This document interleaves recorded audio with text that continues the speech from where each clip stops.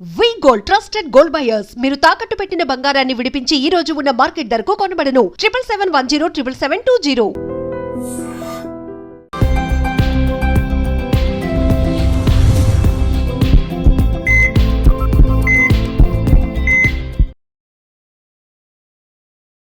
ఈరోజు చాలామందికి చిన్న ఏజ్లోనే పైల్స్ ప్రాబ్లం అనేది ఉంటుంది. అసలు పైల్స్ అనేవి ఎందుకు వస్తాయి? ఏమైనా జెనెటికల్గా వచ్చే అవకాశం ఉంటుందా? పైల్స్ అంటాం, ఫిస్టులు అంటాం, చాలా రకాలు ఉన్నాయి కదా.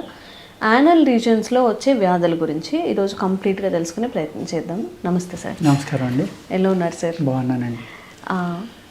సో చాలామందికి అంటే వన్ ఆఫ్ మై ఫ్రెండ్ చాలా చిన్నప్పుడే సమ్ మోషన్కి వెళ్తున్నప్పుడు బ్లడ్ రావడం ఇలా జరిగేదంట. బట్ తనకి అది పైల్స్ అని తెలీదు, ఏం తెలియదు. అంటే కొంచెం తను చిన్నప్పటి నుంచి ఉండేవారు కానీ కాస్త ఎక్కువగా ఉండేది.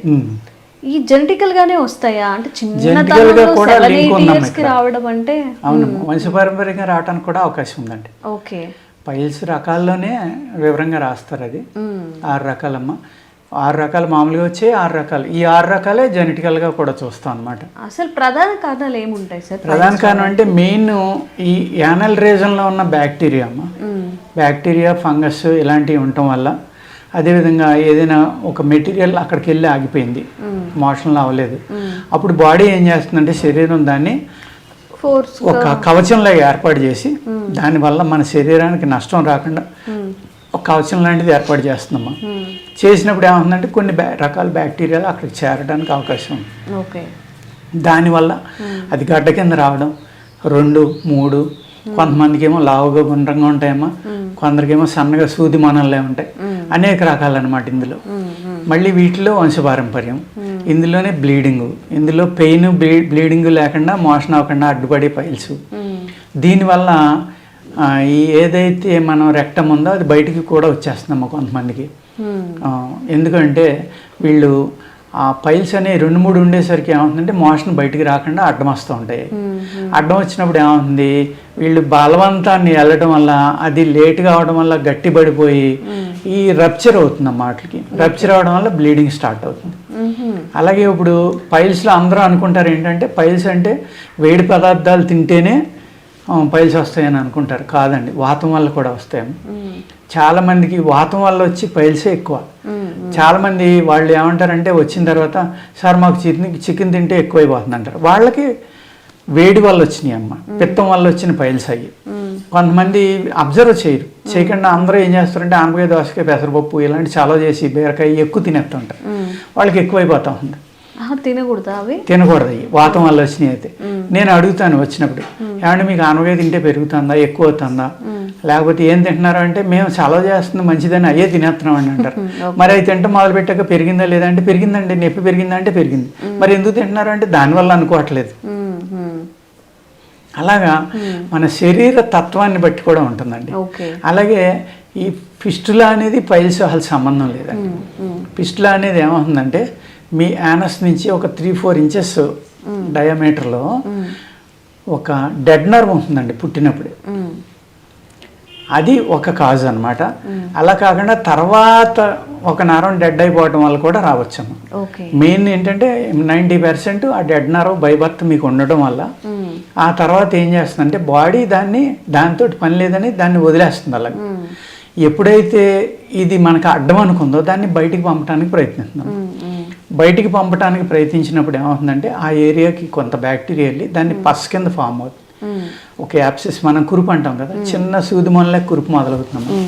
మొదలయ్యేది రప్చర్ అయ్యి ఆ పస్ బయటకు వచ్చేస్తుంది. క్లోజ్ అయిపోతుంది. మళ్ళీ క్లోజ్ అయిపోయి మళ్ళీ ఒక 6 నెలలకో, నెలకో, సంవత్సరానికో, 3 నెలలకో మళ్ళీ బయటకు వస్తుంది. అలాగా వచ్చి వచ్చి వచ్చి వచ్చి అది అలాగే ఒక 10-15 సార్లు వచ్చేటోడికి ఒక పెన్ను దూరేటంతా హోల్ ఏర్పడదు. ఆ తర్వాత అది ఒక ఫింగర్ వెళ్ళేటంత, ఆ తర్వాత ఇంకా పెద్దది అలా పెరిగిపోతాం. దానికి అది కూడా ఆటోఇమ్యూన్ ప్రాబ్లమ్స్లో ఒకటి. ఇది కూడా ఆటోఇమ్యూన్ కింద కన్వర్ట్ అయిపోతుందండి. స్టార్టింగ్లో ఉండదు, అది ఉండే కొలది ముదిరే కొలది అది ఆటోఇమ్యూన్లోకి వెళ్ళిపోతుందండి. డాక్టర్స్ ఏం చేస్తారంటే అది డెడ్ నర్వ్ ఎక్కడ స్టార్ట్ అయింది, ఎక్కడ ఎండ్ అయిందో చూసి అంత లెక్క ఒక పీస్ తీసేస్తారమ్మ. తీసేసి దానికి మందు ఇస్తే తగ్గిపోతుంది, పెర్మనెంట్ క్యూర్ అయిపోతుంది. ఒక్కొక్కసారి ఏమవుతుందంటే అది తీసినప్పుడు ఒక చిన్నది ఒక నువ్వు గింజ అంత ఉండిపోయినా మళ్ళీ ఫామ్ అయిపోతుంది. తీసాక కూడా ఈ బ్యాక్టీరియా ఇంకా పైకి వెళ్ళింది అనుకోండి, అక్కడ మళ్ళీ స్టార్ట్ అయింది అనుకోండి, మళ్ళీ వస్తుంది. ఈ మేమిచ్చిన దాంట్లో కూడా అంతేనండి మెడిసిన్లో. అందుకు ఏం చేస్తామంటే దాన్ని ఒక గంధం లాంటిది, ఒక మూలిక గంధం అంటాం కదమ్మా, దాన్ని అరగదీసి రాయడం అనేది ఉంది. అలాగే దాన్ని ఇంజక్షన్లా కూడా కొంచెం హోల్ పెద్ద ఉంటే ఇంజక్షన్లకు కూడా దాంట్లోకి పంపచ్చు. కొంచెం పెయిన్ ఉంటుంది కానండి, ఆ పంపడం వల్ల ఏమవుతుందంటే ఎక్కడైతే ఈ హోల్ స్టార్ట్ అయిందో అక్కడి నుంచి మజిల్ క్లోజ్ చేసుకుంటూ వచ్చేస్తుందమ్మా త్రూ మెడిసిన్స్. అంటే లోపలికి ఇచ్చే 2-3 రకాలు ఉంటాయి, ప్లస్ అప్లై చేసే కూడా 1-2 రకాలు ఉంటాయండి ప్రాబ్లమ్ని బట్టి. ఈ విధంగా ఫిస్టులాని తగ్గించుకుంటూ రావచ్చండి. పైల్స్కి కూడా ఒక 3-4 రకాల లేపనాలు ఉంటాయండి. లోపలికి ఇచ్చి కూడా ఈ గుణాన్ని బట్టి మందు ఇవ్వాలి. గుణాన్ని బట్టి 2-3 రకాల మందులు ఇస్తాం అనమాట. ఒక రకం ఇచ్చినా 2 రకాలు ఇచ్చినా, ఒక ట్యాబ్లెట్ 10 days ఇస్తామండి, ఒక క్యాప్సిల్స్ ఏమో ఒక 14 days, 24 days అది కోర్స్ అండి. ఓకే. ఈ 24 daysలోనే 90% తగ్గిపోయిన వాళ్ళు, అంటే మాకు పూర్తిగా ఉపశమనం వచ్చిందండి, మాకు ఏ ఇబ్బంది లేదండి అని కొంతమంది చెప్తారు మందు మానేసి. కొంతమంది ఏమో ఇంకో డోసు వాడేద్దామండి మంచిదని ఇంకో డోసు తీసుకునే వాళ్ళు ఉంటారండి. ఇలాగ ఏంటంటే అక్కడ పథ్యం అనేది మనం ఏది తినకూడదు అనేది వాళ్ళ శరీర తత్వాన్ని బట్టి నిర్ణయించుకోవాలండి. సపోజ్ వాళ్ళకి మటన్ తిన్నా, చికెన్ తిన్నా, లేకపోతే స్పైసెస్ తిన్నా, కారం తిన్నా వస్తుంది అనుకోండి, వాళ్ళకు వచ్చింది వేడి చేయటం వల్ల వచ్చిన పైల్స్. వాళ్ళు ఆనవకాయ, దోసకాయ, పెసరపప్పు, బీరకాయ, ఇలాగా బూడిద గుమ్మడికాయ, ఇలా చలవ చేసి పదార్థాలు ఇవి తీసుకోవాలి. అదే వీళ్ళు ఇలాంటివి తింటే ఎక్కువైపోతుంది అన్నారు అనుకోండి, వాళ్ళు వేడి చేసి పదార్థాలు ఎక్కువ తీసుకోవాలి. ఈ చలవ చేసి పూర్తిగా అవాయిడ్ చేయాలండి తగ్గే వరకు. తర్వాత మళ్ళీ తీసుకోవచ్చు, ఇబ్బంది ఏం లేదండి. అందుకు తగ్గే వరకు ఈ జాగ్రత్తలు తీసుకోవాలి. అలాగే కొంచెం కాల్షియం ఫుడ్స్ తగ్గించుకోవాలి. మెయిన్ ప్రాబ్లం ఏంటంటేనమ్మా ఇక్కడ ఈ పైల్స్ ఉన్న వాళ్ళకి ఇండైజెషన్ ఉంది, గ్యాస్ట్రిక్ ప్రాబ్లము, లేకపోతే మోషన్ ఫ్రీగా లేకపోవటం, అంటే మలబద్ధకం అనేది ఎక్కువ ఉంటుందండి ఈ కేసెస్లో. అదేవిధంగా గ్యాస్ ప్రాబ్లం కూడా చాలా ఎక్కువ ఉంది. ఈ 2 వల్ల కూడా పైల్స్ ఏర్పడతాయి. అందుకు ఈ పైల్స్ సార్ ఇప్పుడు మలబద్ధకం అనుకుంటున్నాం మనం, దానికి సొల్యూషన్ ఏంటి? దానికి ఈ లూబ్రికేషన్ కోసం అనేక రకాలైన మందులు ఉన్నాయి కదండి మోషన్ ఫ్రీ కావడానికి. మన పూర్వకాలం అంటే ఆముదం తాగేవాళ్ళు అండి, లేకపోతే సున్నాముఖి ఆకు అనేవారు, అది చేసుకునేవారు. అలాగే రేల చెట్టు, ఇలాగ అనేక రకాలు మోషన్ అవటానికి ఉపయోగపడి మందులు ఉండేవమ్మ. ఆ మందులు వాడుకునేవారు, హ్యాపీగా అయిపోయేది. ఆ సున్నాముఖి ఆకు అనేది ప్రతి పల్లెటూరులోనే అలవాటు. సున్నాముఖి సారి తాగేస్తున్నాడు వీడు, లేకపోతే సున్నాముఖి కషాయం తింటున్నాడు, సున్నాముఖి తిన మోషన్ ఫ్రీగా అయిపోయి. అంటే ఇదొక జనరల్ నాలెడ్జ్గా ప్రతి ఒక్కళ్ళకి ఆయుర్వేదంలో వనమాలు తెలిసి ఉండేయమ్మ. అప్పట్లో ఇప్పుడు ఎవరైనా చెప్తే కానీ తెలియదు ఏంటి ఎక్కడ. అంటే ఇప్పుడు మనం దాన్ని కోల్పోయామండి ఆ నాలెడ్జ్. దానివల్ల ఇంత మనం ఇబ్బందులు పడవలసి వస్తుంది అనమాట. వాళ్ళు సింపుల్గా చెప్పేసేవారు, మలబద్ధకం ఉందంటే వారానికి ఒక రోజు ఆమె తాగొచ్చు కదరా, నెలకోసారి ఒక వారం 10 రోజులు సున్నముఖి ఆకు తీసుకో, లేకపోతే ఏ ఆసనాలు వేయి, వ్యాయామం చెయ్యి, రన్నింగ్ చెయ్యి, చేస్తే అయిపోతుంది ఫ్రీగా, నీళ్ళు ఎక్కువ తాగు, ఇలా చెప్పేసేవారు అంతే సింపుల్గా. అలాగా దాన్ని కాపాడుకునేవారు కాబట్టి అమ్మ బ్రహ్మాండంగా పనిచేసేది. అదేవిధంగా కంద, దురద కంద అంటాం మనం. తీపి కందని ఇంతంత దుంపలు దొరుకుతాయి, అది కాదండి, అది దురద ఉంటుంది, అది కూడా పనిచేస్తుంది. కానీ దురద కంద అని ఉంటుంది, అడవి కంద అని ఉందమ్మా, అది ఇంకా భయంకరమైన దురద. అది అసలు మనం పట్టుకుంటేనే చేతులన్నీ మండిపోతాయి, దురద వచ్చేస్తుంది. వాటిని ఏం చేయాలంటే మనం చేతికి బాగా నూనె, కొబ్బరి నూనె కానీ నెయ్యి అయితే మంచిదండి, అది రాసుకుని జాగ్రత్తగా చెక్కుని అది చక్రాల కింద కోసుకుని ఎండబెట్టుకుని పౌడర్ అయిన తర్వాత దాంట్లో బెల్లం కలుపుకోవాలండి. ఎంత పౌడర్ ఉందో అంత బెల్లం కలుపుకోవాలి. కలుపుకుని చిన్న బఠానీలాగా మాత్రలు చేసుకుని గొంతుకులోకి వేసుకుని జాగ్రత్తగా ఉదయం ఒక 5-6, సాయంత్రం ఒక 5-6 తీసుకుంటే ఈ పైల్స్ అన్నీ తగ్గిపోతాయి. అప్పట్లో ఈ కంద అనేది అందరూ తినేవారు, పెండలం, కంద, దురద కంద అవనండి, ఈ కంద అవనండి. తీపి కంద అనేది తర్వాత వచ్చింది, ఎక్కువ ఆ చిన్న కందే ఉండేదమ్మా. చక్కగా నెలకు 2-3 సార్లు తినేవారు. అలాంటి ఆహారం తిన్నప్పుడు ఈ పైల్స్ రావడానికి అవకాశం లేదండి అసలు. ఏదైతే ఈ కోలాన్ ఏరియాలో ఒక 1 feet 6 అంగుళాలు 8 అంగుళాలు ఉందో, ఈ దురదకంద తింటే అవన్నీ కూడా బయటికి వెళ్ళిపోతాయమ్మా.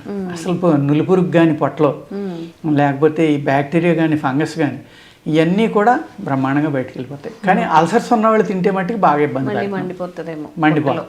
అటువంటి వాళ్ళు తినకూడదండి.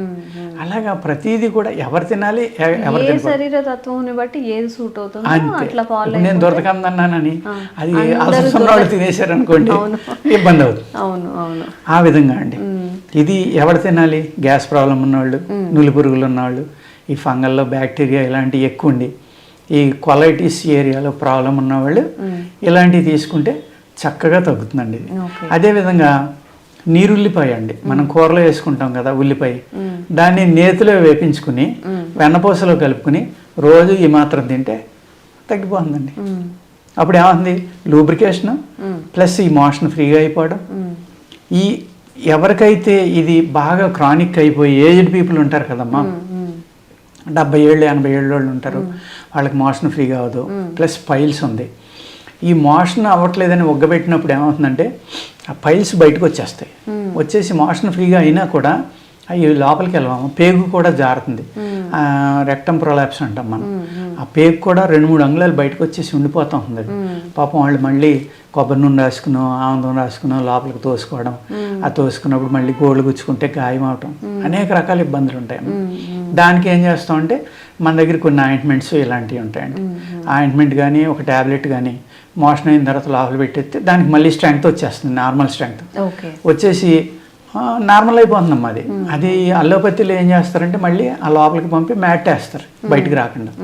అదే మ్యాట్ వీక్ అయినప్పుడు మళ్ళీ రావచ్చు. ఇది న్యాచురల్గానే ఆ నరాలకి స్ట్రెంగ్త్ వచ్చి మళ్ళీ నార్మల్ అయిపోయేలాగా కూడా ఆయుర్వేదంలో మందులు ఉంటాయండి. అలాంటి అద్భుతమైన ఈవెన్ యూట్రస్ ప్రొలాప్స్ ఉంటుందమ్మా కొంతమందికి, ఆయుర్వేదంలో దాన్ని గోద దిగటం అంటారు. వాళ్ళకు కూడా ఈ మెడిసిన్ పనిచేస్తుంది అనమాట. అలాగే ఆయుర్వేదంలో అనేక దీనికి ఎన్నో రకాలు, కొన్ని 100 రకాలు ఉన్నాయమ్మా ఆయుర్వేదంలో. ఏది పైల్స్ తగ్గించడానికి, పిస్టులాకి, ఫిషర్స్కి, అన్నిటికి కూడా. కానీ మనం ఏంటంటే ఆ నాలెడ్జ్ కోల్పోయాం కాబట్టి దాన్ని నమ్మట్లే మనం.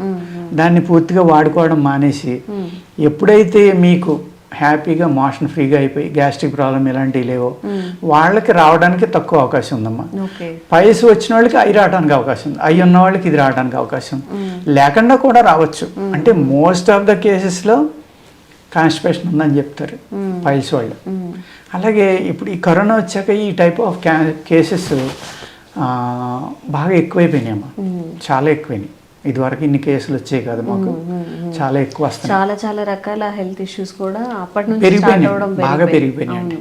అది ఫుడ్ హ్యాబిట్స్ బాగోక అనుకోండి, లైఫ్ స్టైల్ బాగోక అనుకోండి, లేకపోతే ఈ వాతావరణంలో కల్మషం, పొల్యూషన్, వాటర్, ఆహారంలో ఉన్న ఏదో కారణం మొత్తం ప్రాబ్లమ్స్ అయితే పెరిగినాయండి చాలా. ఇప్పుడు ఈ మలబద్ధకానికి, పైల్స్కి, వీటికి కూడా ఈజీగా డైజెస్ట్ అయ్యేవి, లేకపోతే పులుసులు చేసుకుంటాం కదా సార్ మనం, కొంచెం వాటర్గా వెళ్ళిపోవాలా పొట్టలోకి అలా చేయాలి? అంటే పులుసు తింటే కొంతమంది పడదమ్మా. అలా అంటే రకరకాల సిస్టాలు అనమాట ఇందులో. ఎవరి బాడీకి ఏది పడుతుంది అనేది కూడా మనం చెప్పలేము. ఇది అందరూ తినేది తగ్గిపోతుందని చెప్తే అది అందరికీ పడదు. కాకపోతే ఏంటంటే ఒక మినిమం నాలెడ్జ్ తోటి ఏం చేస్తున్నారంటే, ఇప్పుడు కరోనా వచ్చి వెళ్ళినప్పటి నుంచి అందరూ కూడా ఈ ఆయుర్వేదం మీద పడ్డం, ఏదో డైలీ ఒక కషాయం తాగడం, బూడిద గుమ్మడికాయ రసం అని, బీట్రూట్, క్యారెట్, ఖర్జూరం అని, లేకపోతే సొంటి పిప్పలు, మిరియాలని, లేకపోతే అల్లం, జీలకర్ర అని, ఇలా ఏదో ఒక కషాయం. చాలా మంది వచ్చిన పేషెంట్లు అందరూ కూడా మీరు ఏం తీసుకుంటున్నారంటే ఏదో ఒక కషాయం చెప్తున్నారు. అది సో అవేర్నెస్ వచ్చింది అందరు. కరోనా టైం ఒక దెబ్బ తగిలితే దారికి వస్తారు అన్నట్టు, కరోనా దెబ్బ వల్ల అందరూ కొంచెం న్యాచురల్ గా ఎలా చాలా ఆశ్చర్యం వేస్తుందమ్మా. వచ్చేవాళ్ళు 50 మంది వస్తే కనీసం అందులో 20 మంది రోజుకి ఒకసారి 2 సార్లు తింటున్నారు. ఇప్పుడు వచ్చిన వాళ్ళు ఒకసారి తింటున్నారు అంటాడు ఫ్యామిలీ అంతా. అలాగా అవేర్నెస్ వచ్చిందమ్మా, చాలా అవేర్నెస్ వచ్చింది. నిజంగా ఈ 1 మీల్ ఏ డే ఇవన్నీ కూడా ఇప్పుడు ఎక్కువగా పాటిస్తున్నారు. మనం ఎక్కువ రోజులు బ్రతకాలి, ఇంకొంచెం మంచి లైఫ్ ని పొందాలి అంటే కాస్త తిండి తగ్గించుకుందాం, కాస్త వ్యాయామం చేద్దాం, మంచి హ్యాబిట్స్ ని అలవాటు చేసుకుందాం అని చెప్పేసి. పైల్స్ అండ్ ఫిస్టులా గురించి ఎవరి శరీరతత్వం ఎలా ఉంటుందో దాన్ని బట్టి మెడిసిన్ అనేది ఇవ్వడం జరుగుతుందండి. నిజంగా మీరు ఈ వీడియో చూసి నాకు ఇది సరిపోతుందని మీ ఓన్గా డిసైడ్ అయ్యి మాత్రం ఎప్పుడూ చెయ్యొద్దు. డాక్టర్ని కన్సల్ట్ అవ్వండి. స్క్రీన్ మీద కనిపిస్తున్న నంబర్స్కి కాల్ చేసి రాజుగారి దగ్గర మెడిసిన్ ఒక సజెషన్ కూడా తీసుకోవచ్చు. మీ శరీరతత్వం ఏంటి, మీకు ఏం పడుతున్నాయి, ఏం పడట్లేదు అని కూడా ఎవరైతే సివియర్ ఇష్యూస్ అయితే ఫేస్ చేస్తున్నారో వాళ్ళకు కూడా ఈ వీడియో ఫార్వర్డ్ చేయండి, తప్పకుండా వాళ్ళకు కూడా యూస్ఫుల్ అవుతుంది. Thank you so much. నమస్తే అండి. One life lesson what medicine has taught you. Whatever you can do without expecting. But I really believe మన పాజిటివ్ యాటిట్యూడ్ ఉంటేనే మనం ఏదైనా సాధించగలం. గట్ ని మనం కరెక్ట్ గా డీల్ చేసినట్లయితే అది మనకి పాజిటివ్ హార్మోన్స్ ని రిలీజ్ చేస్తుంది. షుగర్ వచ్చిన వాళ్ళ పరిస్థితి ఏంటి? పొట్ట దగ్గర పెరిగితే దాన్ని ఆండ్రాయిడ్ అంటారు, ఆండ్రాయిడ్ ఫోన్ కదా. అసలు థాట్స్ ఎందుకు వస్తాయి? బ్రెయిన్ డెడ్ అంటే దానికి ప్రపంచం అంతా కూడా కొన్ని నిర్దిష్టమైనటువంటి లక్షణాలు ఉంటాయి. మానసికంగా ధైర్యంగా ఉంటే క్యాన్సర్ జయించవచ్చు. You are a doctor for a cause sir, అంతే. వాళ్ళకి వచ్చిన ఆదాయం కాకుండా ఫ్రీ సర్వీస్ ఎంతమందికో చేస్తుంది.